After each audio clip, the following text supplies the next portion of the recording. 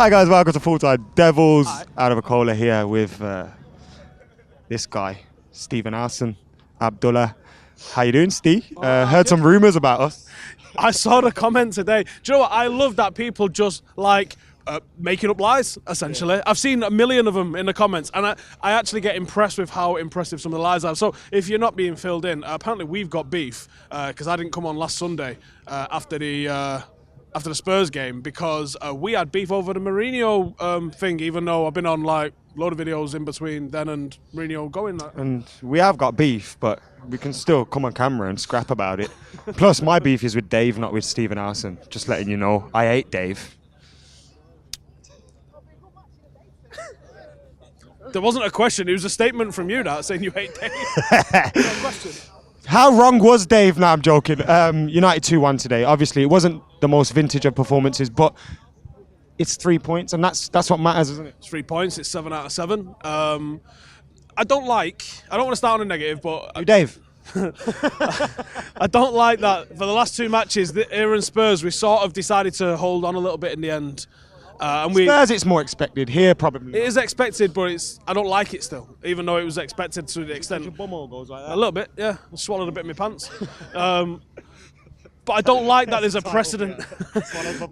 I don't like that there's a precedent being set of us doing that. And with the run of games that we've got coming up, look, I'm happy. I'm really happy. But I'd be happier if we was able to finish off some of these teams earlier and cruise into the 90th minute and not have the worries that we've had coming recently. I mean, to be fair, we've seen everybody else in the top six have stumbled and some of them had really difficult games as well. The bottom line is we are coming through these, but usually a good performance and a dominant performance leads into more dominant performances and more wins and more stuff where you're scraping through.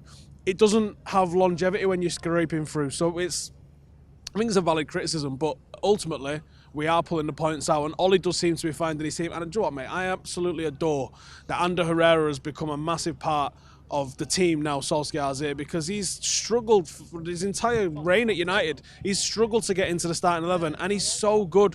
He's so underrated. We've been crying out for a leader, and he seems to be one of those players that leads on the pitch. His football intelligence is the best in the squad. Well, it would be coming through at Bilbao, right?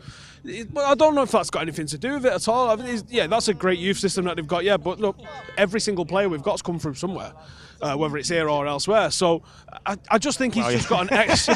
I think what do you know what I mean? So it doesn't matter where you come from. You can have good players come from. But that Bilbao team that he came from, they played very, very good football, and high energy was a big thing about it. I remember him coming here.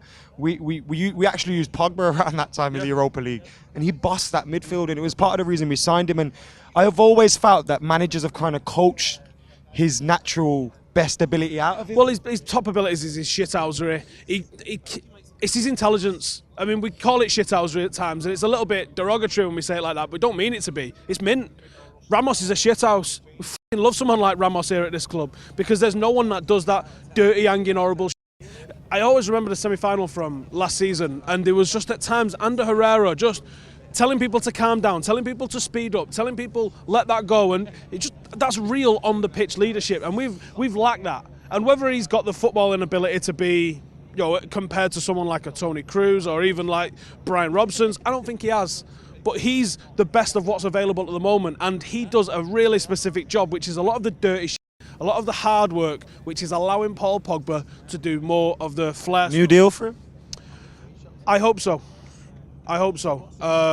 This Ollie thing could change a lot of things around. We've seen Martial's apparently closer to a new deal. There's even rumours about Rashford, which came out of the blue for me.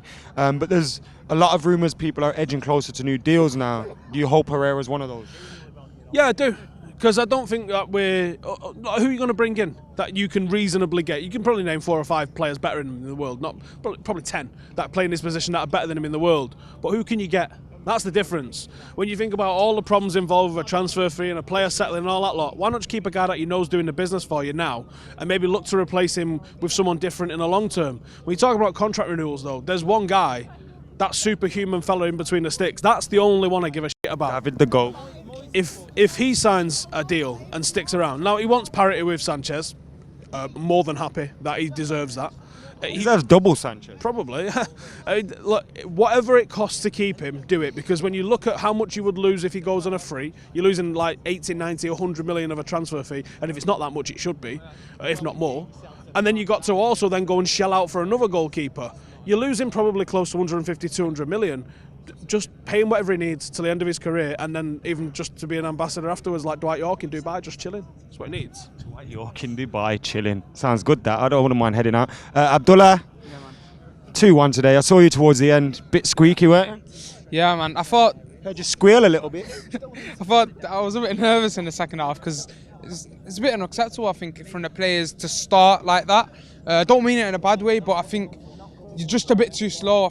I understand we played too much recently. We are lacking in energy on the pitch, but I thought we were a bit complacent in the second half. We should have definitely slowed down the play, calmed down, looked for passes around. And I thought we just kept losing the ball. Phil Jones for the goal there, not dominating in the air, and that's our exact problem there, man. Just start Bailly there alongside Lindelof. See, we say that having seen Bailly get sent off in the last game. See, I've said this before. I've always wanted to see Bailly Lindelof, and when they did play 2 or 3 games maybe together, and maybe it's not fair to judge them over that, I don't feel there's a physical presence there, like a leadership, like we talk about the Koulibaly, Van Dijk, those top defenders in world football. I think if you line someone of that ability with Lindelof, you get a brilliant defence. Ashley Young again, running the ball out of play so many times. He made the right run a lot of the time. It gets him behind, and then just a simple ball back in the box. Jesse's waiting for it, Martial's waiting for it, and he doesn't make the right pass, keeps hitting the first man. That for me is not good enough. You look at Wan-Bissaka at Palace, that's someone that we can realistically chase right now in January. How do you think Dalot did on the other side? I thought it was a late change, wasn't it? I thought there is a problem with Dalot. I think he just keeps it on his right foot a bit too much from the defensive areas as well. He doesn't use his left foot enough. Oh, hold on. I know he's right. Sorry to cut you off right there. I got a bone to pick with everybody.